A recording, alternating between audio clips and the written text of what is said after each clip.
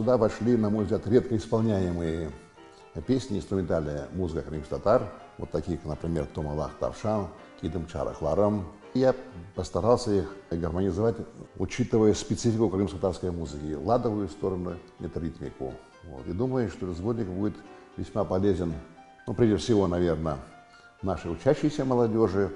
Я сейчас говорю о тех, кто учится в музыкальных школах, музыкальных училищах, да и просто для домашнего музицирования, для того, чтобы лучше знать свою традиционную музыку.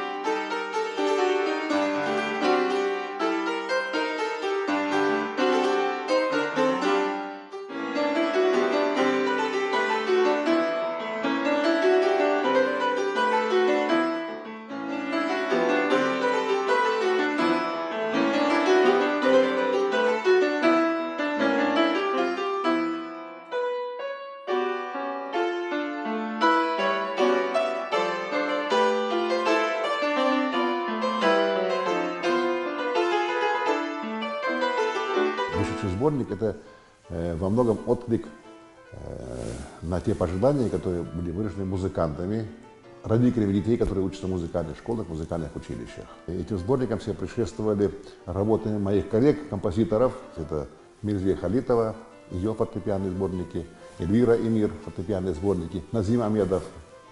Вот. Я думаю, что со временем нам можно будет говорить о создании своей фортепианной школы.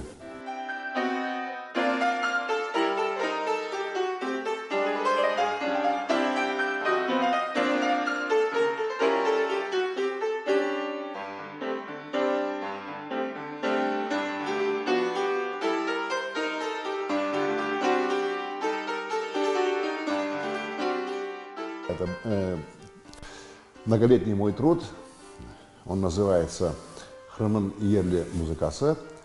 В переводе на русский язык это звучит приблизительно так: «Музыка крымской земли». Значит, это действительно большой сборник получился, почти по 1000 страниц. Вот, туда вошли образцы крымско-татарской музыки, начиная с ханского периода, это конец 16-го, начало 17 века и по 20 век. Вот те образцы инструментальной и вокальной музыки, которые были созданы нашим народом уже в 20 веке.